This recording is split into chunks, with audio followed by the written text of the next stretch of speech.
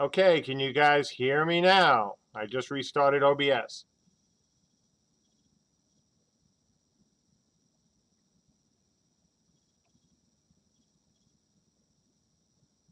Yes? Ha ha!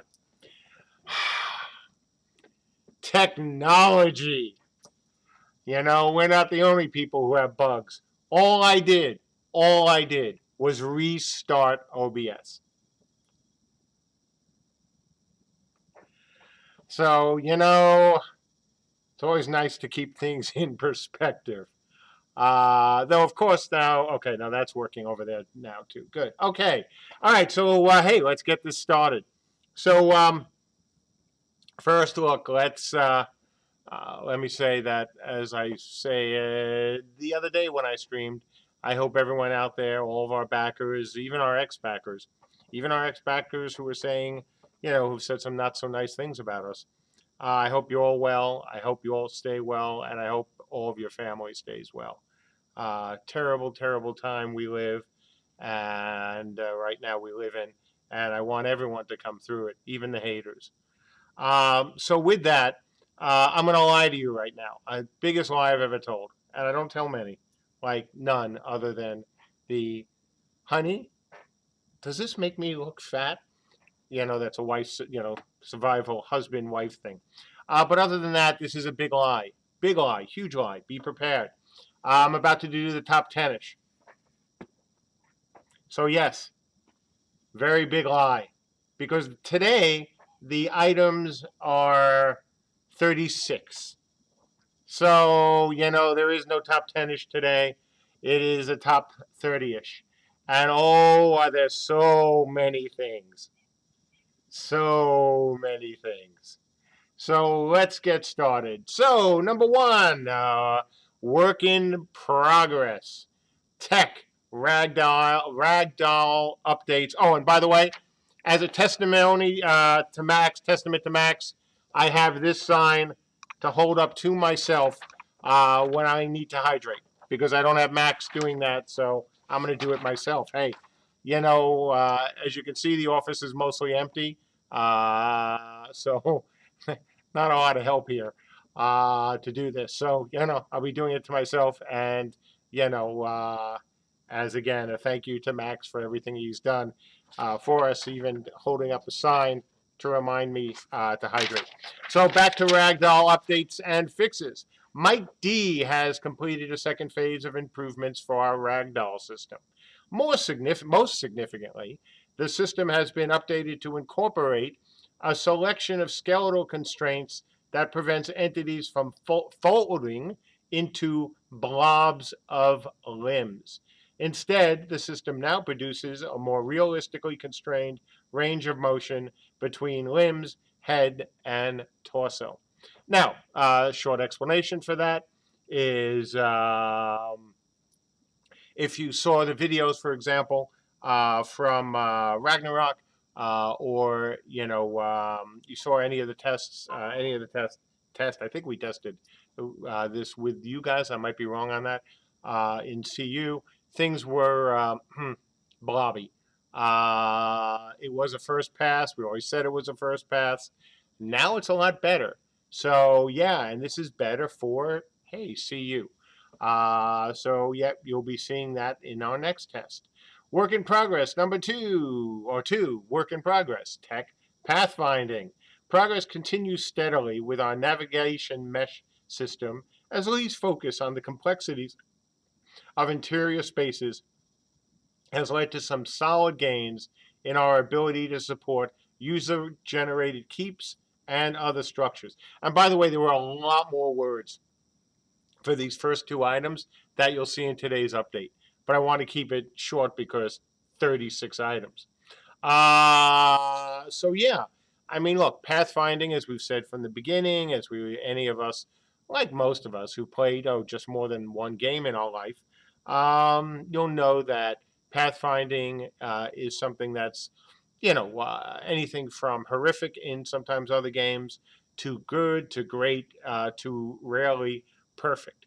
And the teams that have perfect or close to perfect, have had teams of people making it perfect. And, we have Lee and people like our Builders Brigade and other people like, Mike, who've been helping out as well. So that's a really important issue for you guys. Huge issue because, hey, pathfinding and keeps for your guards is so important. Number three, work in progress, tech and art, in-game scenario map. So, Ku worked on the layout work for the scenario map for the upcoming scenario. Boy, how many times can we say scenario in the same sentence? Christina and Matt put code in place to ensure that the client has all the information that it needs to display the new map. Four, work in progress, design the 24x3 scenario. So, why am I calling this out as a 24x3 scenario? Because that is the intent.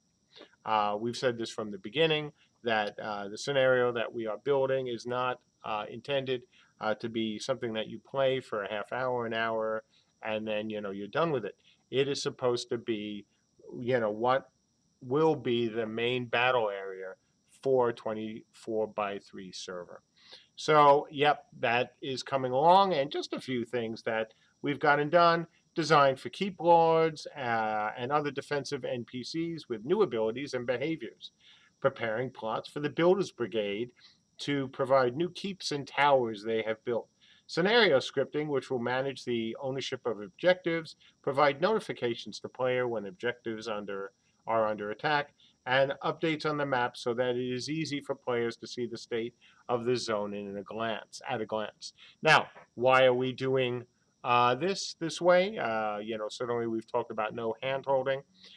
For something like this right now, super important.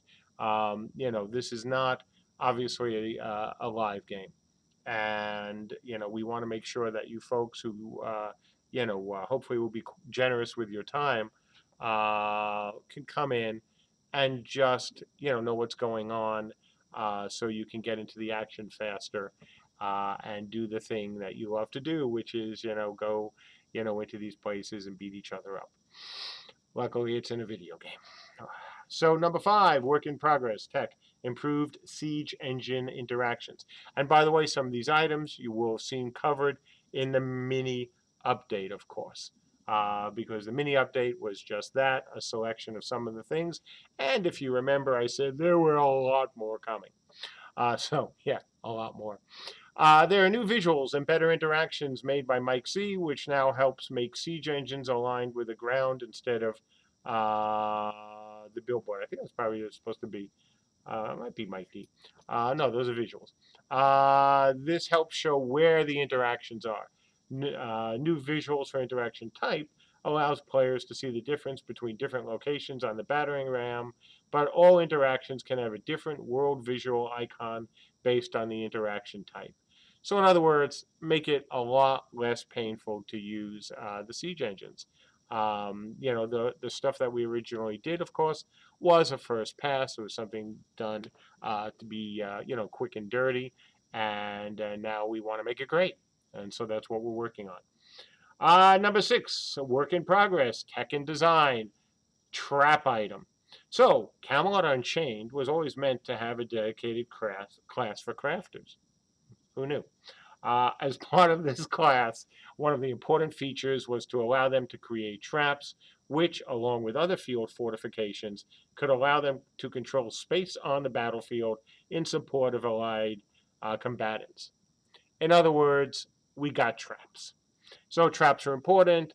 Other things like that are equally important, that you'll be seeing in the coming weeks and months.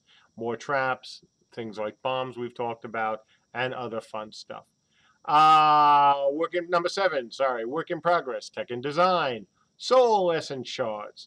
For a long time, Mark has wanted to use the idea of souls in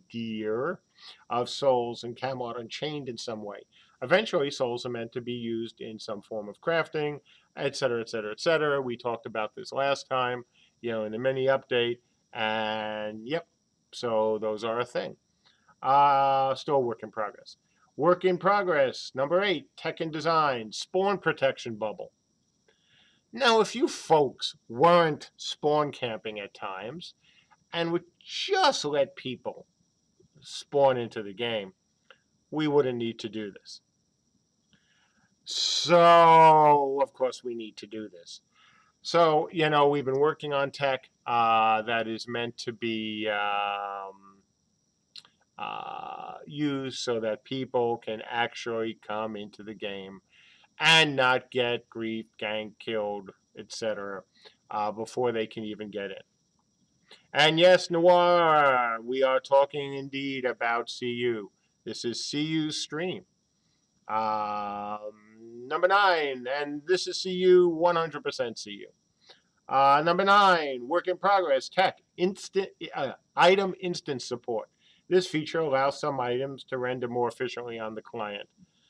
Yeah, okay, not terribly sexy sounding, but kind of render speed, kind of important for a game like ours.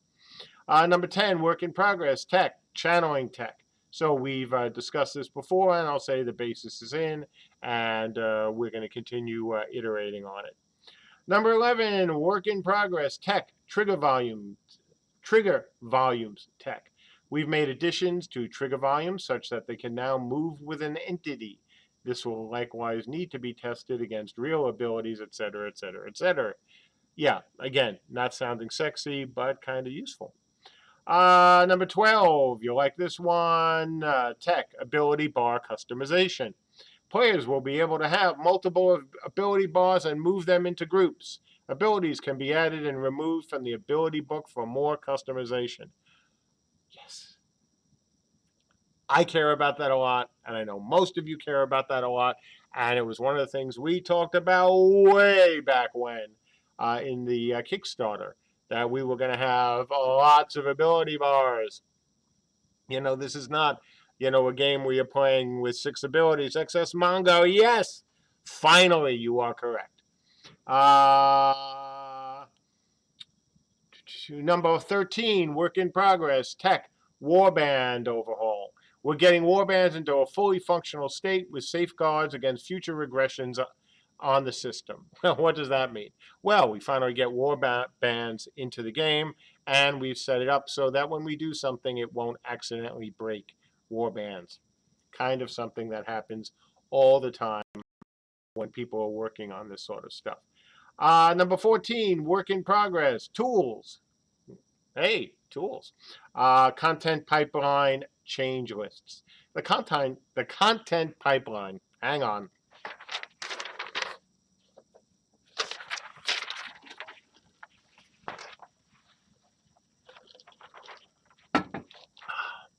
The content pipeline is distributed and able to update assets in real time. This is a blessing for fast iteration and allows many people to contribute assets all at once, but we don't always know where all those assets come from.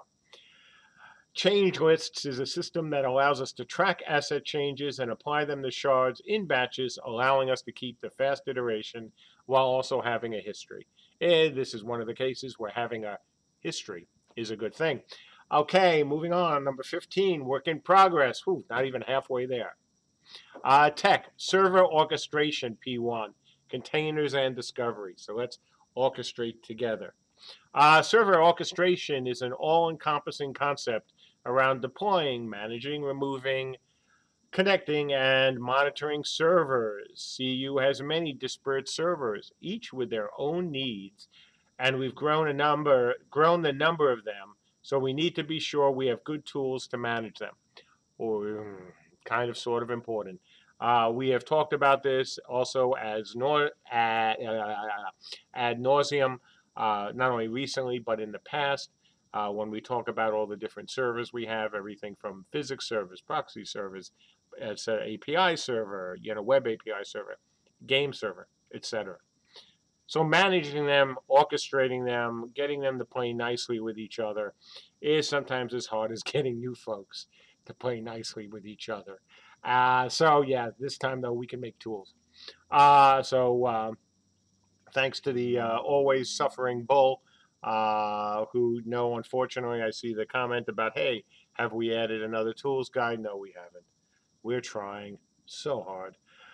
Number 16, tech, server performance and production readiness. As we push further to live, our shared server tech has many operational requirements to meet. Part of that is our ability to monitor servers and collect effective logs. So we have been, because you don't want ineffective logs. That's just terrible. They don't burn properly. You can't build a cabin. You can't become president. So we've been iterating on the format and information on our server logs to give us, let's try that again. So we've been iterating on the format and information our server logs give us and effective ways to store and process them. TLDR, there's a shit ton of data that comes from the various servers, and handling it properly is kind of important. Number 17, tech, NPCs.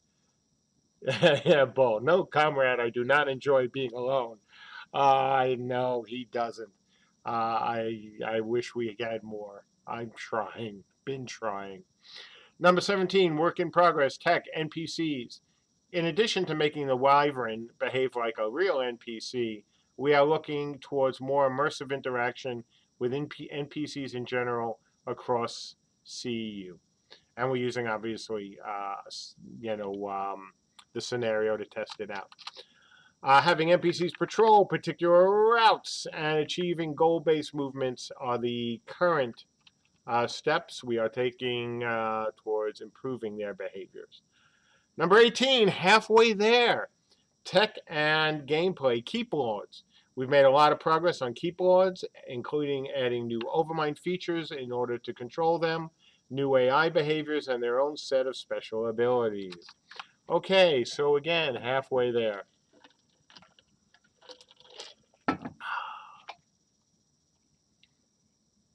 Number 19, work in progress, tech, projected particles.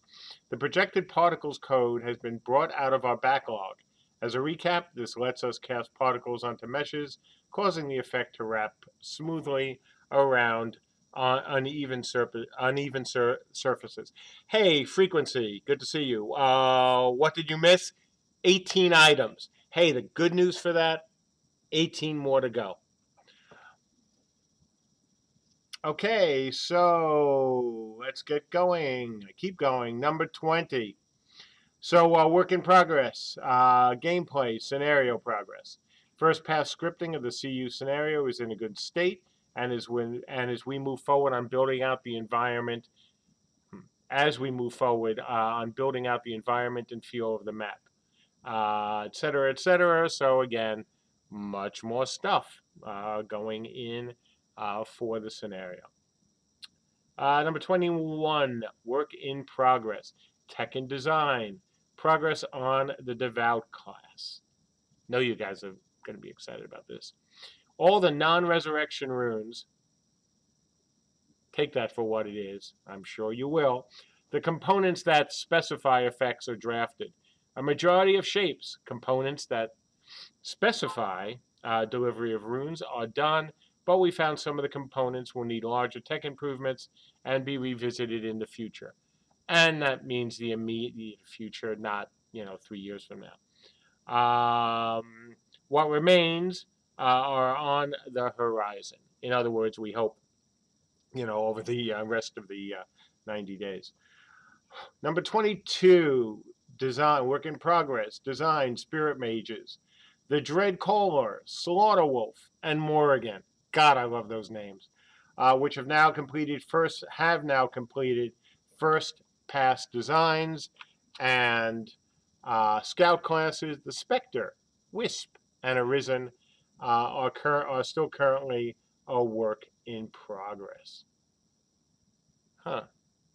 That sounds like a 2-for-1. Should have been 37. But yeah, look.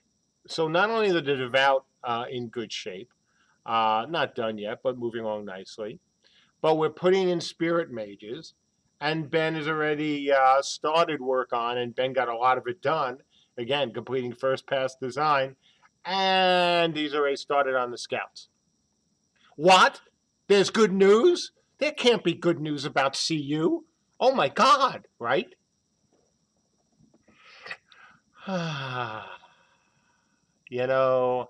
I've been saying, that we had a plan, and we were going to execute, and we were going to be delivering lots of stuff for CU. So yes, folks, take a brief interlude here, not for you folks, because who are in the stream now, at least commenting, because I know all your names. But for those who might be hearing this later, that oh my God, CU's dead. They're not working on CU. They're not. They're working on FSR.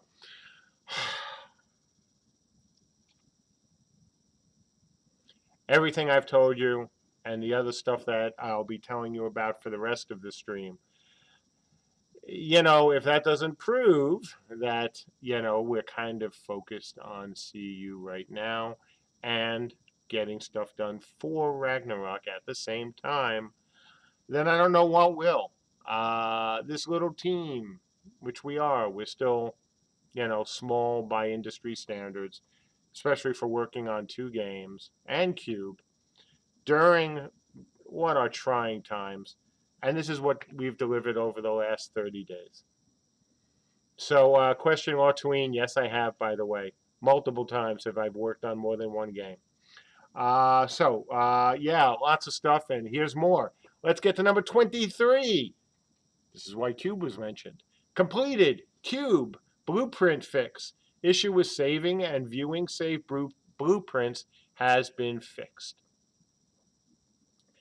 And we didn't get to it earlier. We should have. So I'm going to say about ourselves. About time. Completed art. New cube blocks. We've added 32 new block sets to cube. This includes the latest realm materials that we previewed in previous updates. Yeah, Brand. Yes, I know what you did there, Brand. Number 25, work in progress, art, Arthurian class, Abbott Crozier staff, and animation. With the newly made Crozier staff weapon, Abbott, hey Abbott, is now in the animation stages of production. Because, you know, if Abbott's not animated, Costello has nothing to do. Work in progress, art, Viking class, Hellbound masks, staves, and animation. New concept art has made its way down the line for both Hellbound staves and masks. The unique Hell staff is forged with a duality of life and death elements, is also currently making its way through, in this case, the modeling stage. And this can be yours for the price of nothing, because you have to play the game to get it, because we're not selling it.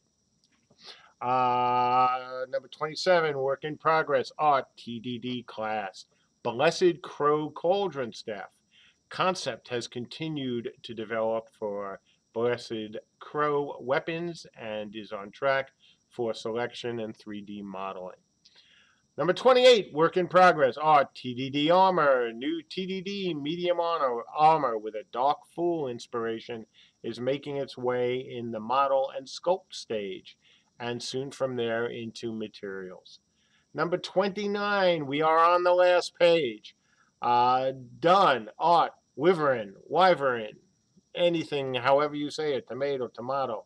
Dan Quayle, where are you? Models and materials are finished and currently in rigging stages. From there, we'll move into animation.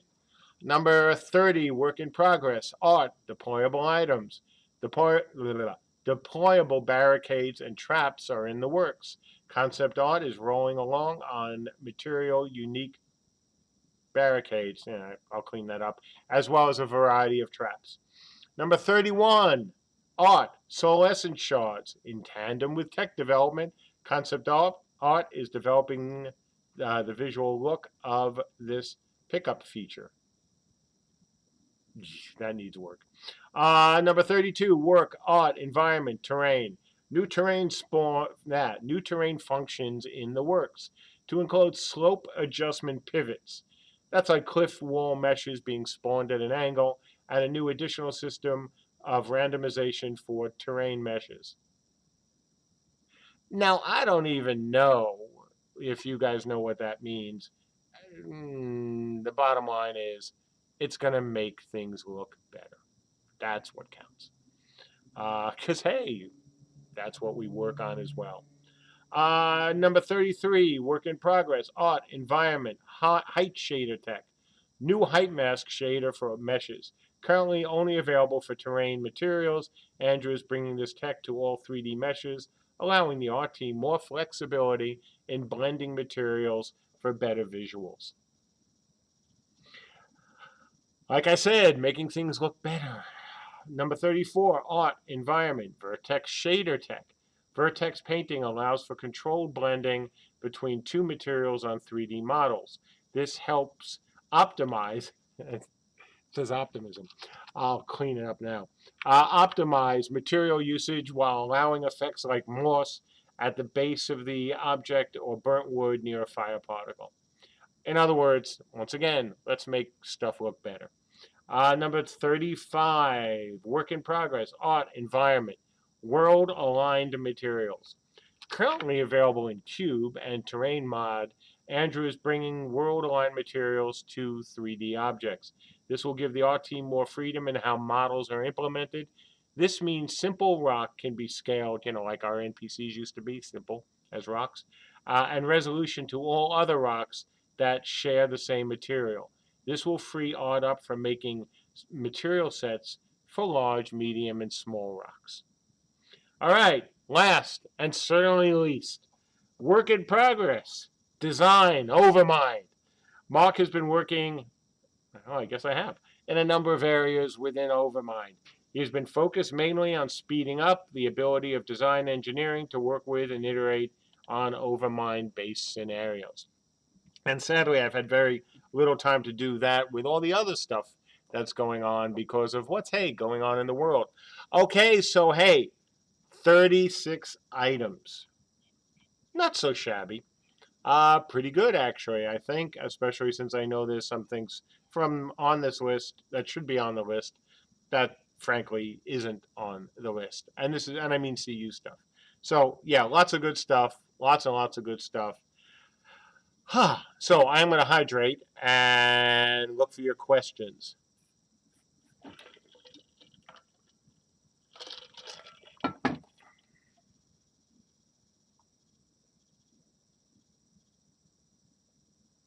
So yes, Q&A time.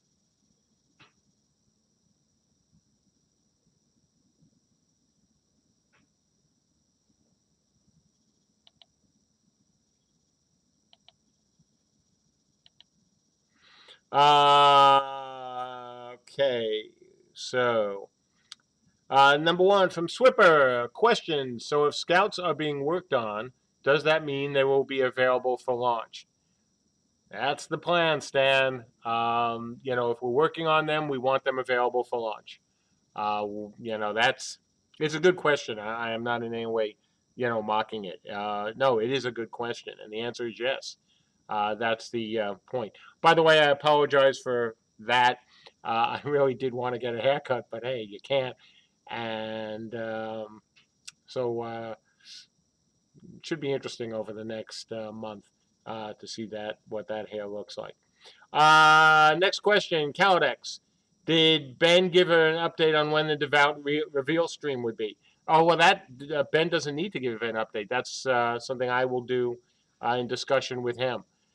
I wish we had done it before we went on break, to our work from homes. But yeah, we're going to have to figure out how we're going to do that easily together. Mungo question: did the FSR test help you as expected, or do you need more testers for it? We need more testers.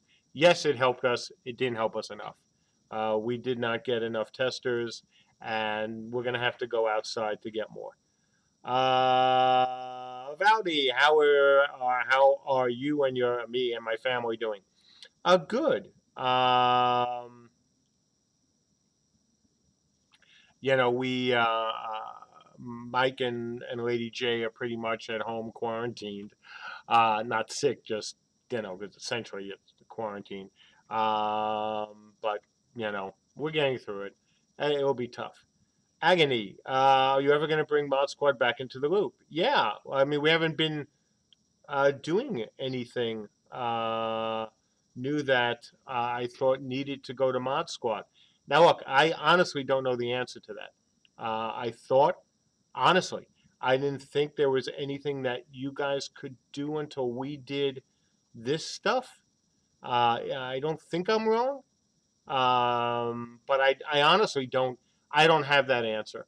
That is a question for JB or someone else who knows more about that. But I can assure you, we want you guys back into the mix.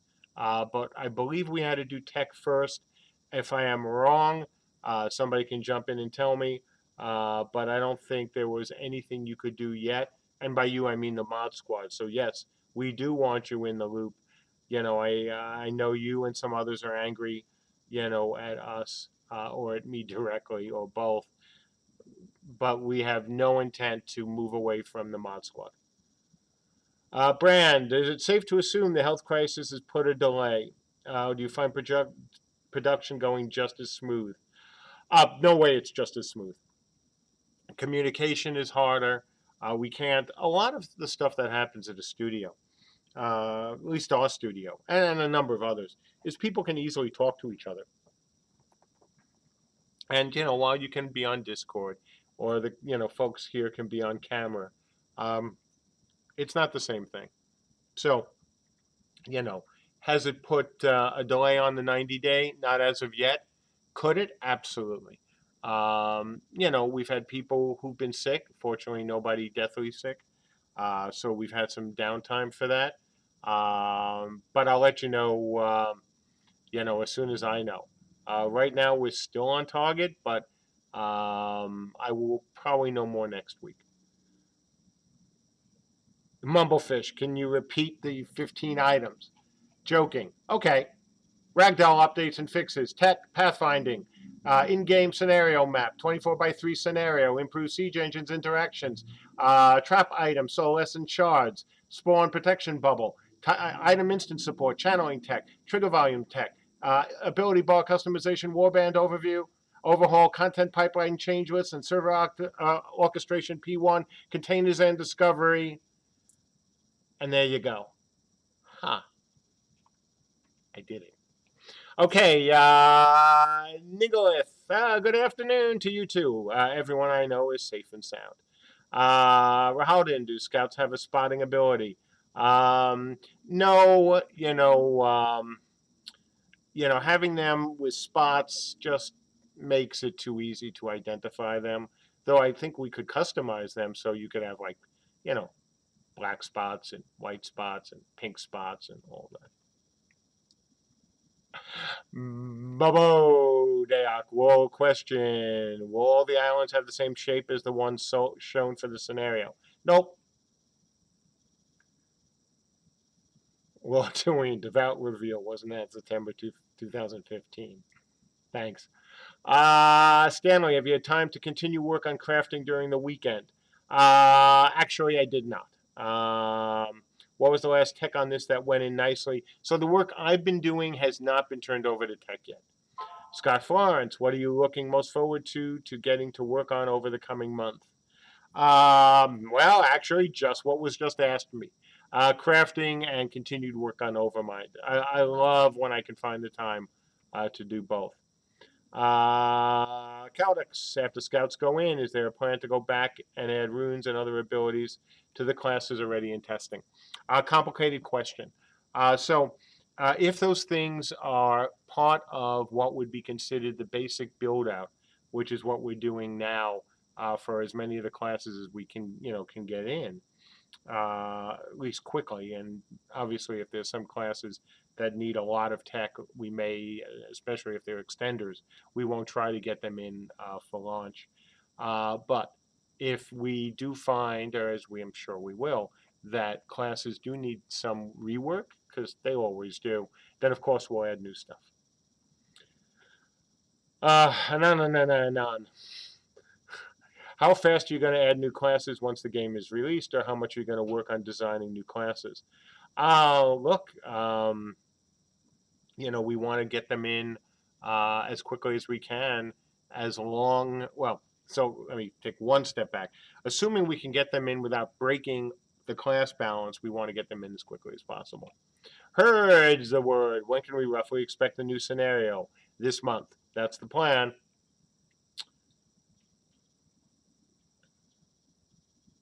Agony. Haven't you been doing anything? What the fuck? You are so out of touch. Nice. So, I don't talk to most of the individual engineers in this situation, Agony. We're all split out. My job is not, as much as you apparently seem to think so, is to know on every level what every member of the team is doing. I have the big picture. I know they're working on items. In this case, with the ability system, with ability bar, excuse me.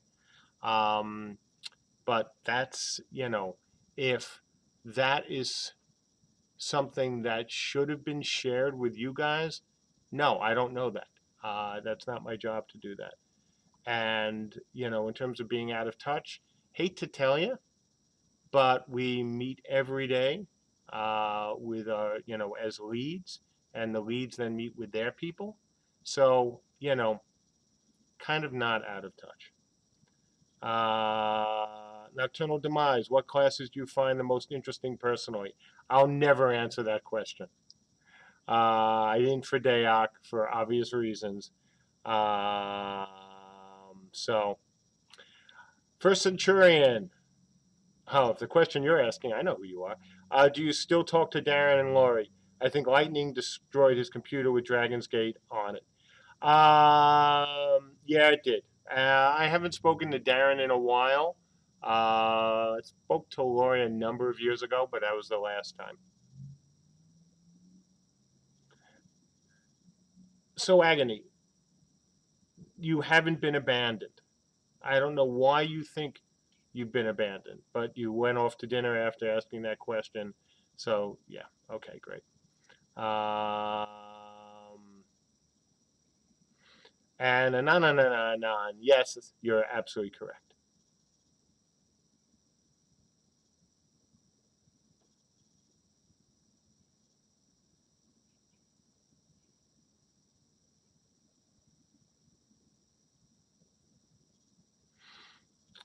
So just scrolling down, Ningoth, have you had any opportunity to do any writing or law work? I was hoping to, but unfortunately, because of everything that's going on, uh, my spare time has been less than usual, and like all of us dealing with all sorts of new issues. I just, when I have downtime now, I really need to have downtime. So I haven't had the time for writing. Spooky Fox, man, if I could, nerf the corona, I would do it in a heartbeat. Frequency, what's your vision for launch? What will we experience day one? That is a long answer. I'll have to skip you for now. Sorry, bud. Um, That's just a long answer. Valdi, I love this scenario work. When we get a client, we'll have open world with activities to do in it. Well, that's kind of what we're going for. So, if you define open world as huge, massive space, we're not going to have that, this month, obviously, this coming month. But if you define open world as a big space, albeit one that is a scenario that is running for 3 days, we still also have, your own starting areas. That's what we want to get to. I mean, that's the plan. And is that a big, giant open world? Of course not. But it is a big space, and it's a space that, you can run around and do a bunch of different things. And I know it sounds terrible to keep saying one step at a time, but it is. Brand, can you talk about the design choice to add the hinted resurrection abilities or even a class mechanic? Nope, I'll let Ben do that. Brungoon, will there be an open beta? Yes.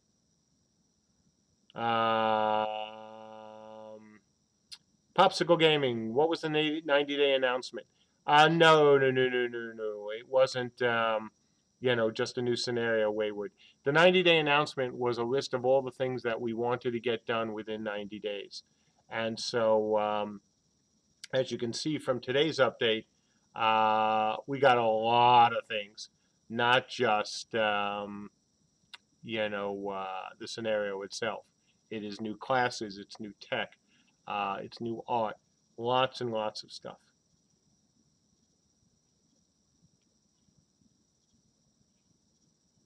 Scrolling. Keep that texter rolling. Uh, Loki, can you tell us more on the Spirit Mage design that has been done? Sneak peek. No, I can't. We got to do the devout reveal first. Anon. I'm glad you're considering the existing class balance. Oh my god, yes. What is your approach with interactions between ranged and melee classes? Well, obviously, this is something that's kind of an issue been forever. Should a range class be able to kite somebody from a distance? Especially if it's a big old tank in big old armor moving all slowly. Um, and it's one of those that nobody gets it just right. The interaction is exactly what it sounds like. If you're an archer, you need to have abilities that will try, that to help keep you alive. As a tank, since we will have tanks, and this is something we've discussed from the beginning, even though tanks are not normally a big thing in RVR games, But if you want to make them a big thing, they have to have closing abilities, they have to have survival abilities, they have to have enough health and armor that they just can't be, killed instantly or quickly or easily. So the interaction is going to be a little more complicated where than you would see maybe in games where the tank is not supposed to really be a part of this sort of thing. Just okay, just go up to the wall and beat on it. So we need to have both. We need to have archers who can survive, but we also need tanks who won't immediately upon seeing an archer run in another direction because they know they're dead.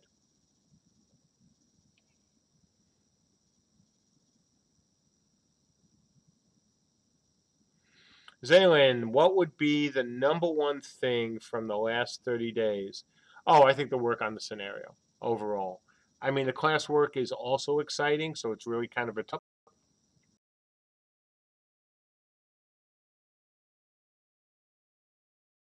Just having again a nice clear vision and have the various disciplines, working on that. In terms of the class work, again, I don't mean to beat it, dead horse, expired equine, but hey, you asked.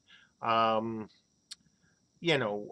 we're late. But on the other hand, here we are trying to pull in an extender class. And so, I know that might not seem like the world's greatest accomplishment, but the mere fact that we think we can do that and we are doing it and have already, essentially done part of it shows the confidence that I have in the team and, that the investors have in us. So, I think that's a really big accomplishment. When you look at other Kickstarter games, and this is no offense meant to any one of them, Kickstarter games generally are late. We almost all are. And usually they're either scope creeping or at times cutting out. Well, we're really late, but we're not doing either one. We haven't scope crept at all. We've brought in something that was part of the scope and are bringing it in, and bringing it in early. So that's kind of a big deal. Uh, Mikos, any changes to the dev team recently? Well, we lost Max. Any particular person you want to give a shout out to? No. Look, we've got a really talented, bunch of, guys and gals, and you know, we are living in a world where it'd be very easy for them to fall apart, being human, and to stress out and not getting anything done, and to roll up and curl up in a ball and go, "This world sucks." And no one's doing that. Everyone is doing their job.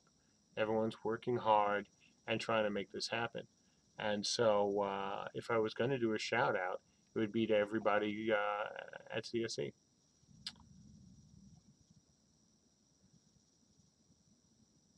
Darby, since FSR is being streamed some here, well, not here per se, on Twitch, yes, but not involving CU. Are we close to being allowed to stream CU? Yes, absolutely. Next scenario, when that's all up and done and looking really good. And by done, I don't mean finished. I mean up and looking good and in the state we want to show it. Popsicle, with the length of development time, are you all concerned with tech becoming out of date faster than expected? Yeah, no, actually the opposite. So there's an advantage, and I've talked about this in other streams, Popsicle, that being late has given us one great advantage. Hardware improves.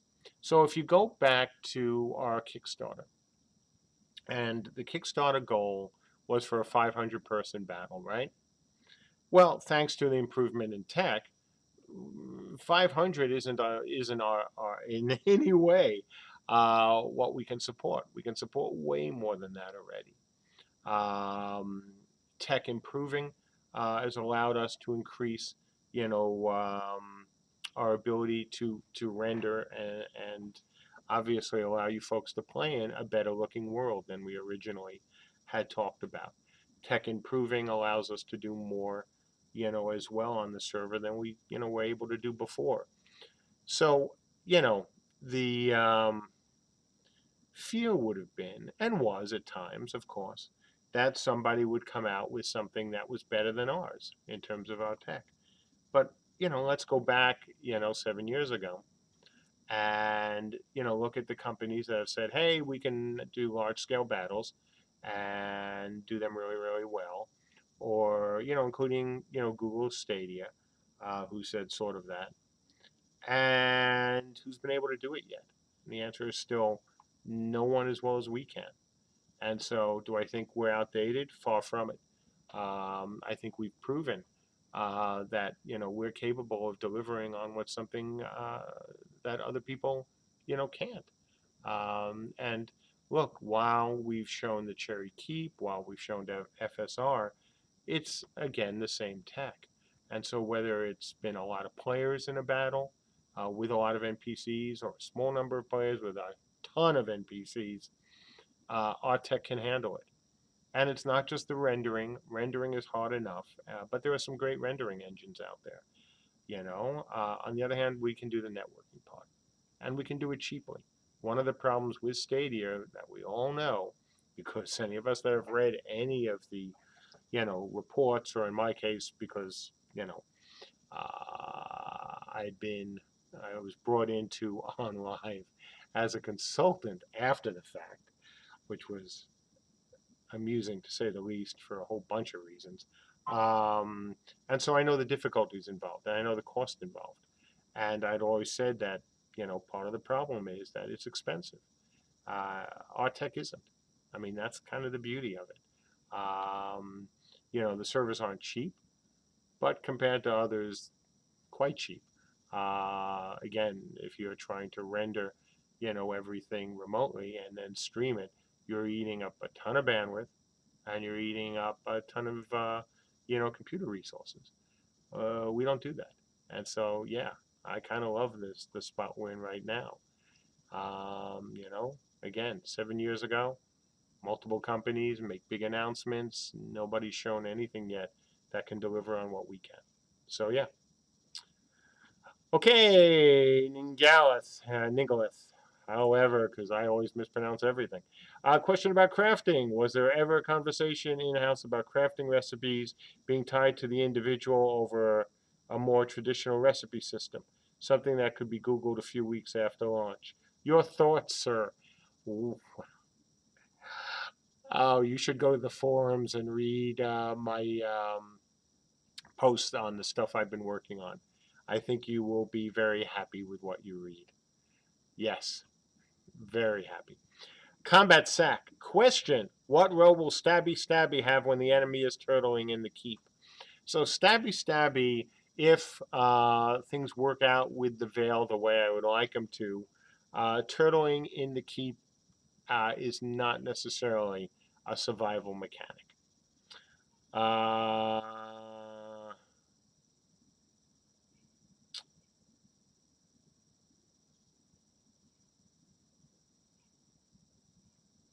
Calyx, how are the abilities and implementation and the Devoured and their abilities coming along? By abilities, I mean in the game. I think they're coming along nicely from what I've heard from Anthony and the teams.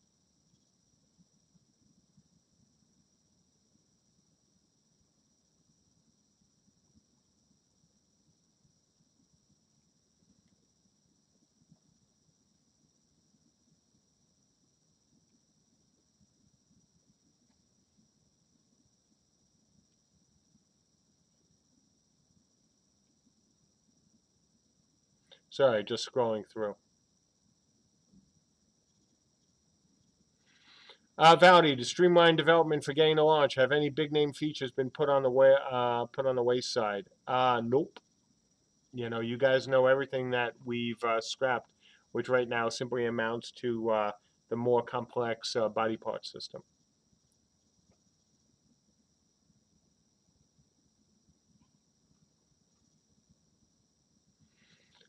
Phantarum, do you think a server reset, or rather new servers getting released every so often, a possibility? Some people like fresh starts. Yep. New servers, absolutely. Resets, no. Uh, Captain Panic, did Max quit? Max left us to go back to California to live with his family and start a new company with his father. We had a wonderful stream with him. Goodbye. And he's in our hearts. And, he's a great guy and did great work for us. But how can you resist moving back, especially with a new, baby, relatively new baby, moving back with your family and starting a business with your dad? I mean, how awesome is that?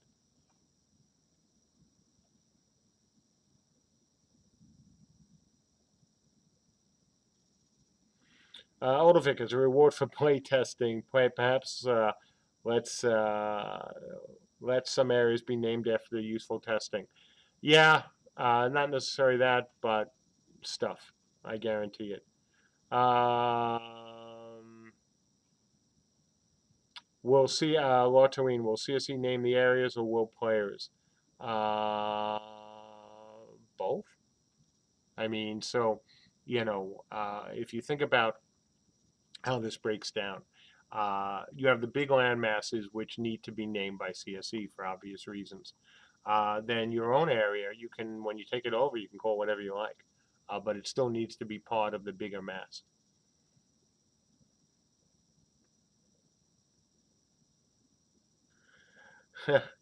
Wenger, bring the elves from the Germanic mythology. Why were they in Hibernia? I wanted to ask this for 18 years. Why were they in Hibernia?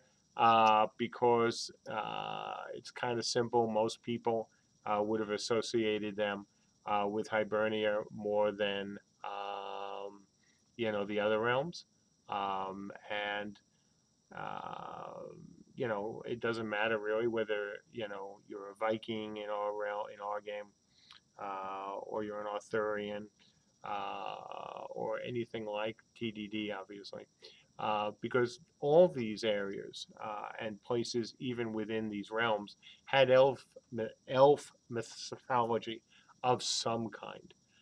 It is so common; you see it, obviously all over the place. So it seemed like a good idea at the time. It really wasn't anything deeper than that, because you really do see elves and things like elves appear in different mythologies.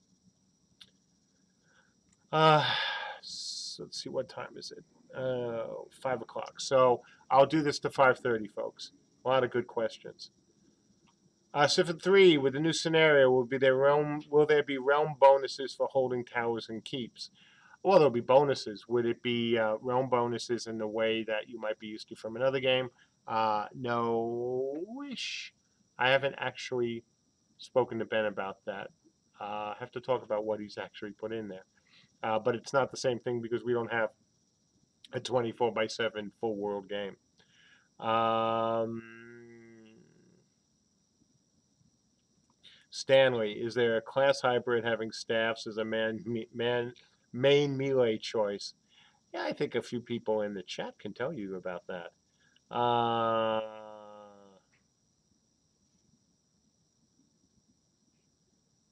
Scott Florence, are there plans to have players able to use basic weapons not from their class?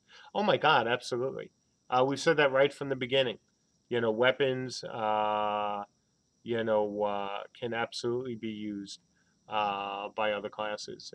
You're not weapon locked. Frequency, how will extremely skilled players display their achievements? Well, depends. So, if you mean display their achievements in terms of being able to kill or one-shot people, no, you won't be able to do that. Display your achievements, like with trophies or things like that, absolutely. Will you be able to display them by the size of your house, of your plot and things? Absolutely. Captain Panic, you're welcome. It's Ziz. Hey there. Did you ever try a simpler body part system? No, we didn't. We could have, but I think it was simpler for us just to go back. Hang on, sorry about that. It's our 5 o'clock. Usually we're right by Route 60. Route 66. I think not what we're on. Interstate 66, and hang on. And usually every day, or almost every day, well, at least when there was always traffic, between 4 and 5:30, somebody would get into an accident. So you'd always hear the fire trucks. So yeah, we didn't go back to a simpler system. We just X'd it out, and we're doing what we're doing now. And I still would like to do it, but it is complicated. There are issues, and it may just not happen in any game I do. Is he smoked out? Will there be PvP servers? I assume you mean FFA, and if you do, the answer is yes.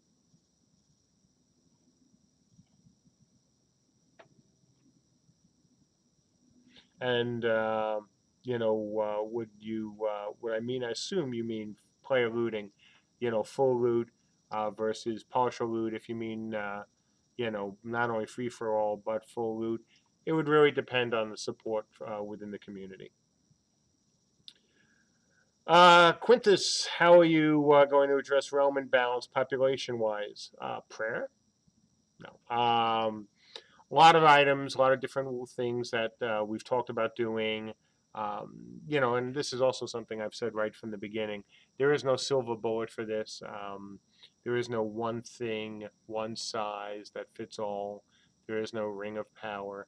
What you have to do to address this is attack it from as many, different perspectives as you can.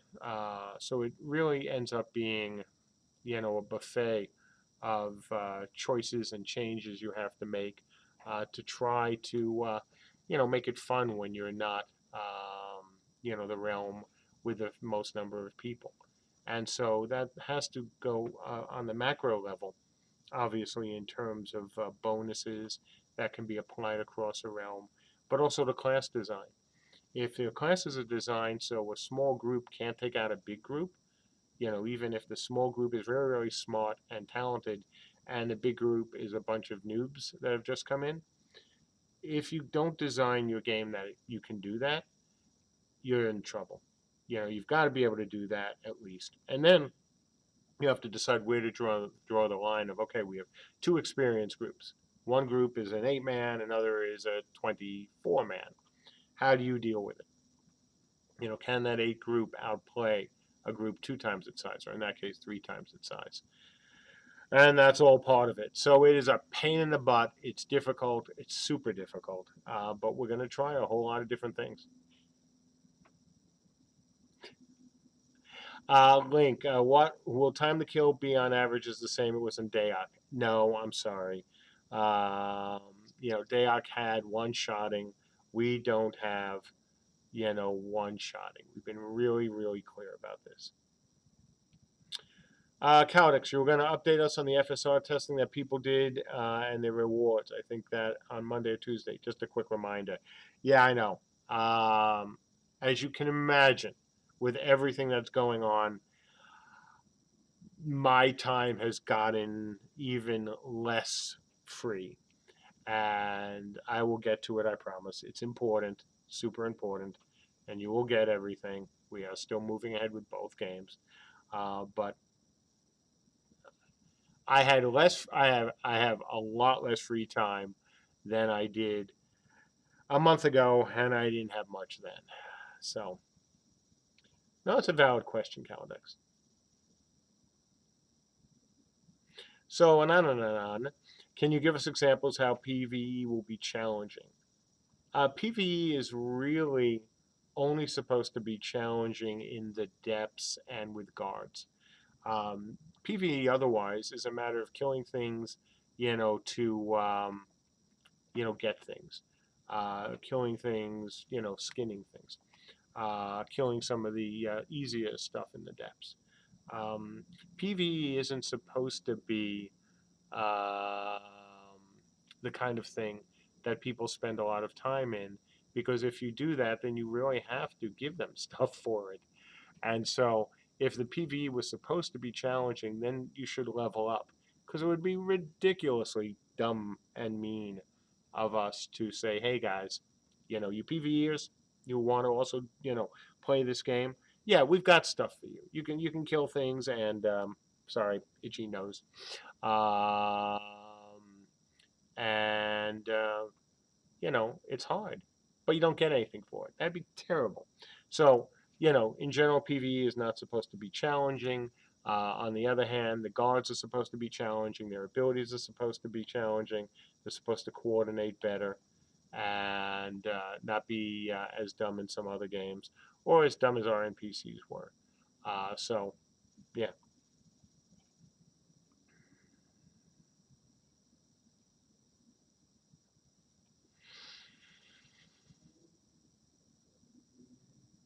Baba, Bobo, do you have something in mind for the next Viking race? I did, and I want to see if I can find some time to write it up. Cool idea. Let's see what happens.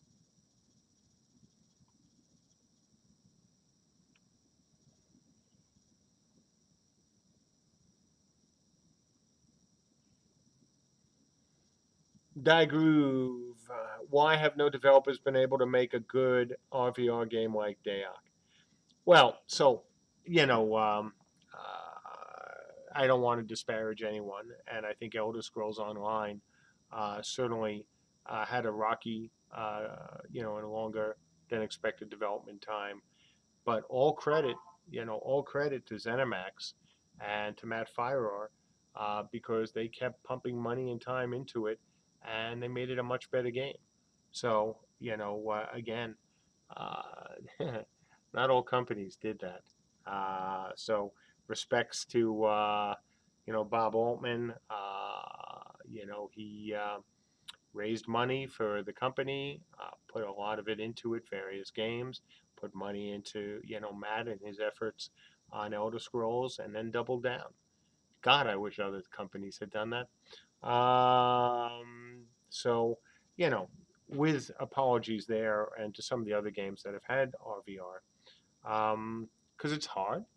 I mean, there's so part of the problem with MMOs is that when you look at RVR versus PvE, PvP, quite frankly, is not in MMOs has not been where the money is. Anyone who wants to argue that, go right ahead. You're wrong. Because PvP games or RVR games even haven't had the same numbers as PvE games. And so that means that companies might have had less patience with some of them that were RVR. And there was always the fear of, okay, we all know what PvPers are like. That's their fear, not mine. I've been making PvP games for frigging ever. Um, and for a lot of companies, that's scary. So you had companies that put a lot of money into PvE games, but not that same amount of money and time and effort into pure RVR games or even true hybrids. And so that's part of it. The other problem is the constant battle when you have a game like Dayak was of and is between PvE and PvP players.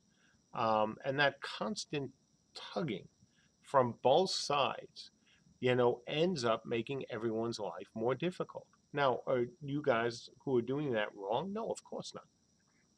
The PvP players and the RVR players and the PvE players, even though they're, intersecting, um, those who are just PvE who want to play a game like Dark Age, and the ones who just want to RVR, you're both customers, you're both players, and you should both be treated, equally. And that's hard. It's just friggin' hard. And if you're a company that's trying to do that, and you don't have the right people, and you don't have the right people necessarily on top who are patient, um, it's just that much harder. And so, our great RVR games are, I think, more challenging than great PvE games. And part of the reason why is PvE can, not all the time, can be solved by just throwing money at it and getting more content.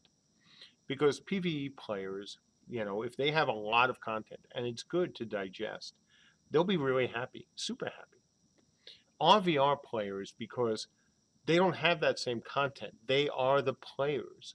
If the game isn't balanced properly, if their class isn't balanced properly, if their race, if they have racial bonuses, aren't balanced properly, they're at a disadvantage while playing their game, and a bigger disadvantage. If you're playing a PvE game and maybe your class doesn't hit quite as hard as it should, sure, you're still going to be unhappy and you still have a right to complain. But you will still play the game, usually. RVR, you start getting really frustrated because you don't have a chance. And that makes it harder. I mean, it makes it harder for design. It makes it harder for, engineering. It makes it harder for, the publishers, to get behind it. So, that is just tough. Just tough.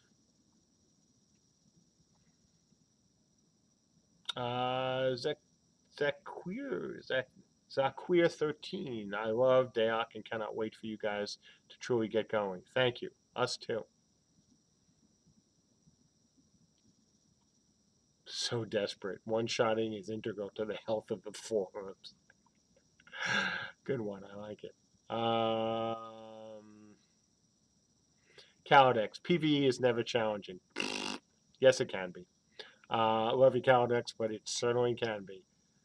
There was a question about, sorry, I missed something. Note from Hans Boner. I hope you're staying safe in these crazy times, Mark.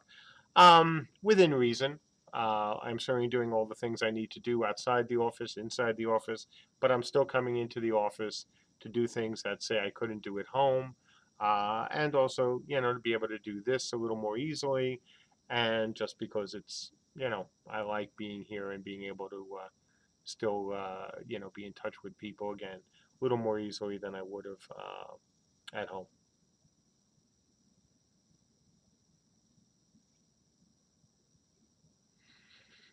Okay, so 15-minute warning.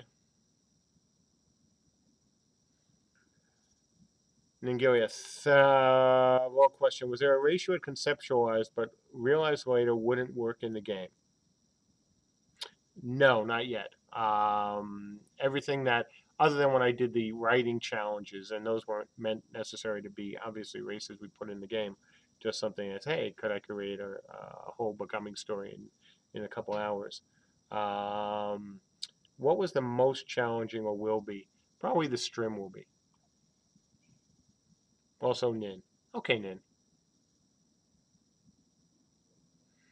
Vexrate. Will this game have Linux support? Possibly, but not likely. The reason why possibly, it depends what we do with our engine.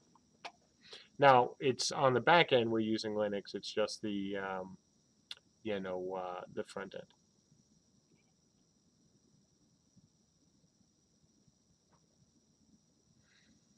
Sanjin. Yeah, I mean Matt did a great job over there. Lots of credit. And again, credit for Altman.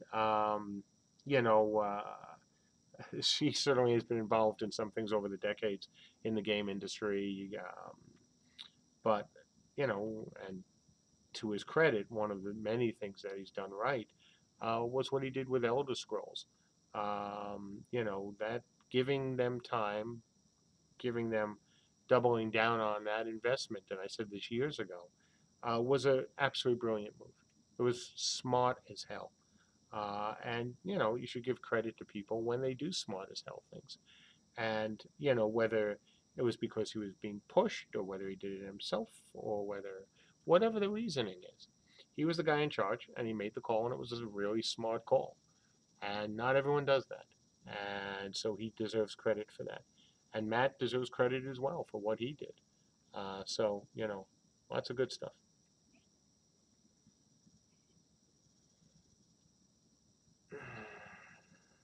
Okay, 15. Tetrahelix. As someone that didn't play Deac but has played War, how similar will be the experience?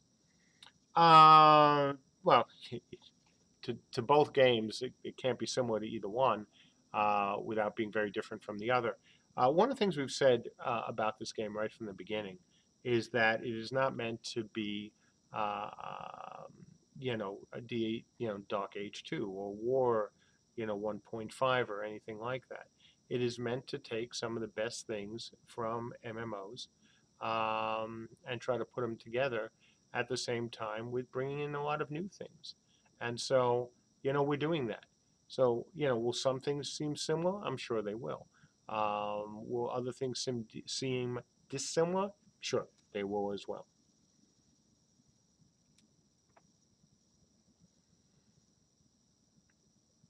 Yeah, Hagwhack.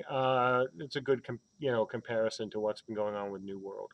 Um, that's a good point. I mean, New World, um, was supposed to be a certain kind of game, and then they, put it into, turnaround, and then it was a different game. So it'll be interesting to see what happens. They've spent a lot of money on that game and a ton of money on that engine.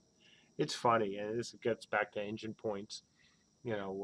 You've had, Amazon, of course, a little bit of money, um, decide that they want to make their own engine.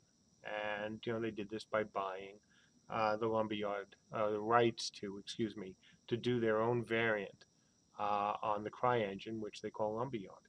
And they've been working on it a long time. And, you know, it's still not, I think, where they thought it would be. You can simply say that because, you've seen the results. Um, it's pretty, but CryEngine was pretty.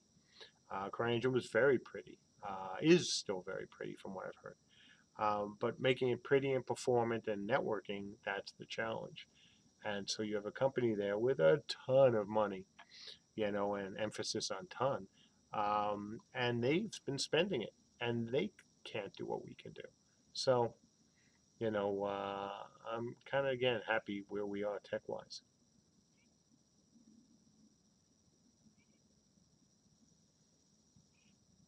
So, scrolling again.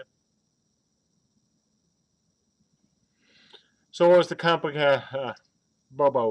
What was the most complicated issue with body part targeting? A lot of different things. And, I don't want to talk about them specifically because in some ways that might be criticizing, either design or engineering or art, and that's not my intent. It was, let's just say, um, it was a very complicated thing that I wanted, and at the end of the day, I didn't think it was worth executing on, so I killed it.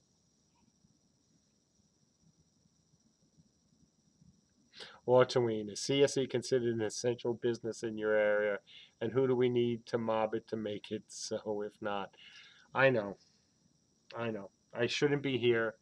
But the office is empty other than Mike Crossmeyer, and we've been sitting nice and far apart. And we take our temperature every day. I've told him he can't come into the office unless he does that. Um, and my building is almost empty. So, you know, uh, I'm being really careful, and I've been preparing for this for quite a while, at least at home, and Lady J and Mike, are following what might seem at times to be paranoid, but fortunately, um, they weren't. Or unfortunately, they weren't. But fortunately, I meant to say, fortunately, I wasn't being paranoid. Unfortunately, they have been following what I've been saying. So far, we've been lucky. And it is, at the end of the day, it is a question of luck. But the saying that luck favors the prepared, I hope, is true in our case. So I don't think I will be, working in the office much longer.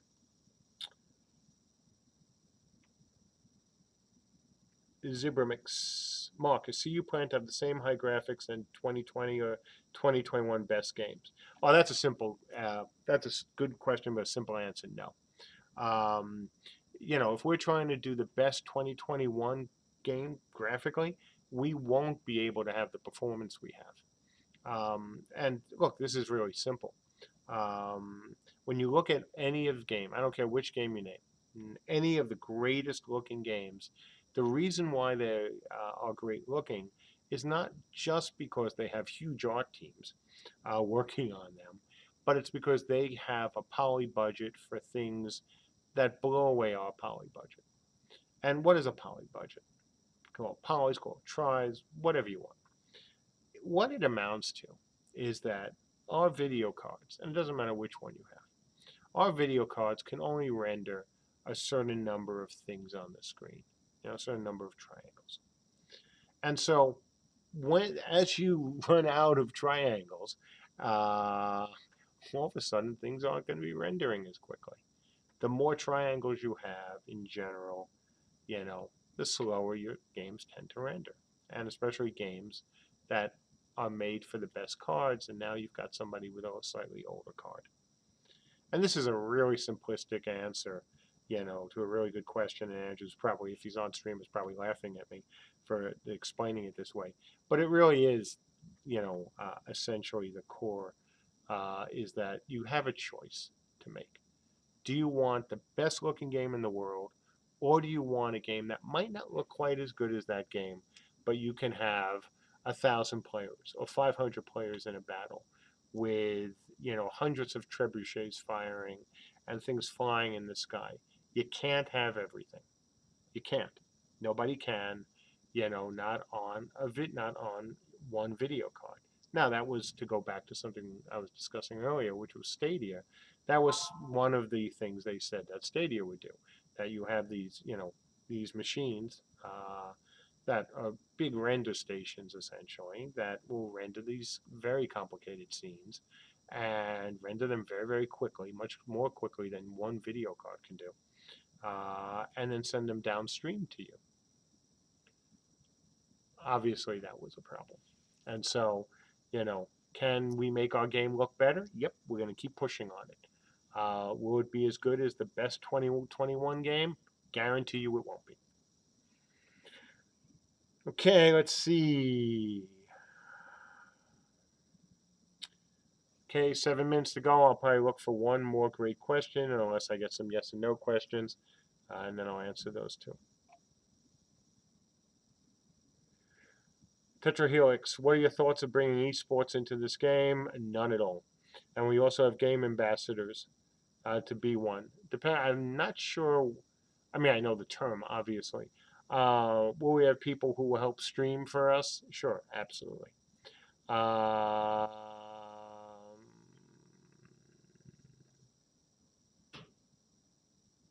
And just Tetra, I don't hate. I know you didn't say this. I have nothing against esports. It's just not what I want to focus on. The man, what's currently the thing that keeps you up at night right now?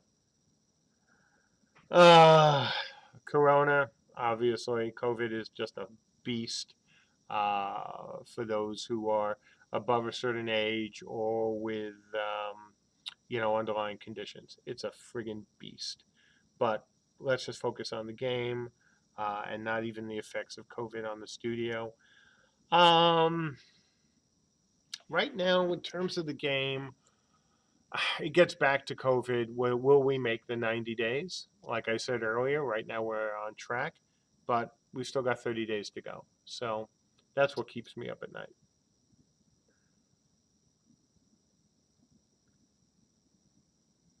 Bert Dog, are you currently and mentally, physically prepared for launch?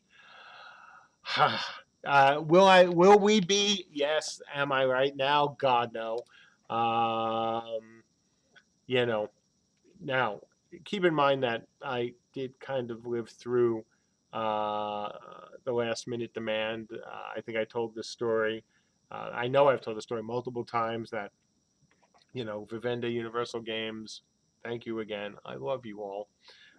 They thought we were only going to sell, like 40,000 ish copies, and we sold out, mostly the first day, and so we had way more demand than they thought, and even I thought.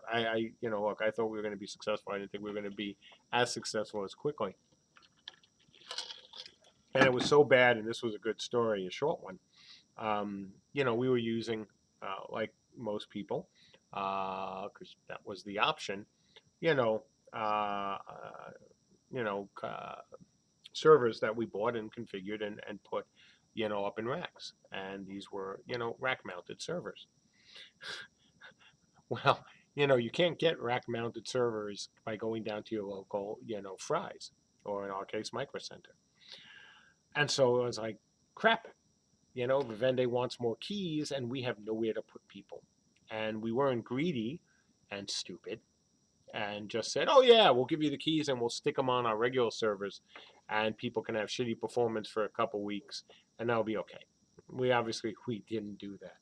So we sent them more keys after we went down to Micro Center and bought basic old, PCs that we ran the game off. Now, the game couldn't handle quite the same load that it could on the rack-mounted babies, but it worked. And so, we weren't prepared for that, but we handled it. That's when you have good leadership, which we had, and I don't mean me. We had other people in the company who also did a really good job on that, and so yeah, I think we will be ready. Mumblefish, once CU launches and becomes a great success, would the Unchained engine networking be suitable for high-speed battleground? Well, it already is. You've seen Ragnarok. So, the engine's networking could absolutely handle that kind of game. Okay, 3 minutes. So, last question.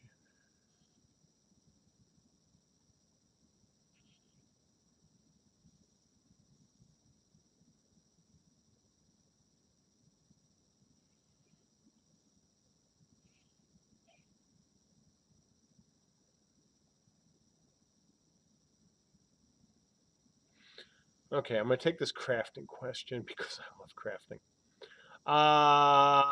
So is Virata with the last question of the night, late afternoon, early evening, says, still plans to emulate the Star Wars Galaxy crafting resources system for CU? Not saying something exactly the same, but with your own ideas and improvements. So we were never trying to emulate Star Wars Galaxies. So let me just clarify what I've said about Star Wars Galaxies, or re-emphasize. Star Wars Galaxies is, in my opinion, the best crafting system ever in an MMO. I think, Raff and Company did a hell of a job with it. Hell of a job. Now, are we trying to make a system that's as rich as theirs, or as deep, depending on how you want to associate the words? And the answer is yes. Now, what do I mean by that? I mean a system which gives you folks lots and lots and lots and lots of control over the items. It is a non-recipe based system in the typical, in how you would typically, as opposed to, there we go, how you would have a typical recipe system. Now, what do I mean by that? How can you make something without recipes? Well, of course you have recipes, but not the kind of recipes where it is just 4 things of this, 3 of that, 2 of that, you're done. No, nothing like that. Now, do you still have to have materials? Obviously, you have to have materials. But how you put them together, other things that you do within the system itself, the overall system, is what makes it, or I hope will make it, a great, and I'm shooting for the best system ever, because why not? Again, I've been talking a lot of this about a lot. Yeah, I've been talking a lot about this on the forums, about the things I've been working on. Some my own batshit crazy idea, which actually worked, which is a good thing. Which we'll talk about down the road. That makes it, and not far down the road, make it even more unique. Yeah, I want to have a great crafting system. Um, I want to have a system where you folks won't have the same breadth that you had in Star Wars Galaxy, where you could make so many things. We're not trying for that. Can you make a lot of things? Absolutely. But will you be able to make all the things like you could in SWG? No, not at first. But it's not about just how many items you can make. I mean, that's cool and all. But what is important is, can you make things, and can your contribution to making things be different from the next person's? The answer is yes. It's also important as a crafter to know that if you are spending the time to level up your character, that somebody else can't just jump in, get, resource fed by a guild or by his buddies and level up and catch up with you. Because then you feel like, great, I just spent all this time leveling up my character, and this guild leveled up this guy in a day, and I spent months. That will not be possible, plain and simple. Not at all. It doesn't matter how many resources you have. You will not be able to do that. And so, that's, what I want the system to be like. I want you to have a lot of, interesting things to create. I want you to feel important by being able to create stuff that other people, not everyone can. And I want you to be able to feel as crafters that the time you spent isn't lost within a few days of somebody else joining, the crafting pool. And I'm approaching it in the same way that I approach the idea behind combatants, um, but with a little less horizontal progression. I'm willing to let crafting have a bit more verticality in it than I am certainly with combatants.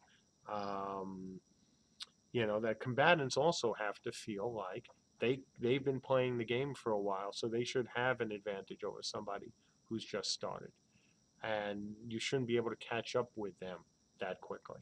So that's what we're going for.